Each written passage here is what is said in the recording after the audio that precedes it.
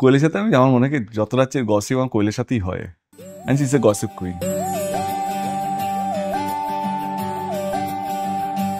গুরুর হিরোইনরা যারা না থাকলে গুরু গুরু হতো না, তাদেরকে নিয়ে তাদের নাম নেবো রাদার।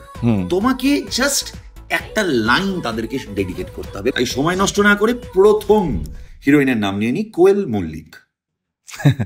কোয়েলের সাথে আমি আমার মনে হয় যত রাজ্যের গসিপ আমার কোয়েলের সাথেই হয়, and she is a gossip queen. She is not one of the, she is my best friend. আমি যদি হিরোইনদের মধ্যে যদি বলি, I can talk to anything under the sun, মানে এনিথিং অ্যান্ড এভরিথিং। মানে এটা আজ থেকে নয়, ছোটোবেলা থেকে। অ্যান্ড ছোটোবেলা প্রেমের কাহিনী থেকে আমার এখন মনে আছে, যখন আমার diction was not that good, pauses and all this thing, তো শি ইজ টু ইউনো আমাকে কারেক্ট করছিল, হঠাৎ করে রবিকে নিয়ে দেখে না প্রচুর ঝাড়ে। আই ফেল সো গিল্টি, আরে আমার জন্য এ করেছে, বিচারিকে ঝাড় পড়েছে। রবিকে নাকি বিং রবিকে নাকি, Rabi sir I love you, you also know that. Srabanti powerful actress আমার মনে হয়। শ্রাবন্তী, আমি যাদের সাথে কাজ করেছি, যদি অভিনেত্রী হিসেবে যদি বলি, she is one of those brilliant powerful actress. Nusrat is a good friend. Nusrat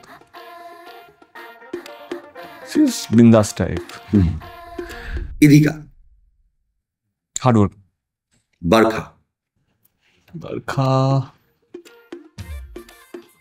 আমার মনে হচ্ছে বারখা যেভাবে নিজেকে মেনটেন করেছে, মানে হিংসা হয়। মানে ও যখন এতেও ছিল, মানে দুই পৃথিবীর সময় বা ওই সময়টা, ওকে দেখে হিংসা থাকে কখন ওরকম বডি হবে বা ইউনো। তো I think Barkha is super fit and she is also a very good friend of mine.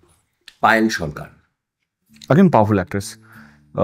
She is very powerful এবং ধরেন কিছু কিছু মানুষ কম পেয়ে কিন্তু বিশাল কিছু করার ইচ্ছে আছে and করে উঠছে। Payel is one of those. এমন জায়গা থেকে এসছে, বা ওর ব্যাকগ্রাউন্ড যেহেতু ওয়ার্ক উইথ হার, আমাদের first superhit film I love you, ওরা আমার একসাথেই জার্নি। তো আমার মনে হচ্ছে she has a beautiful journey. মানে কোথা থেকে কোথায় একটা জার্নি হয়েছে, তারপরে বম্বেতেও গিয়েছিল, বম্বেতেও কাজ করেছে, ইউনো।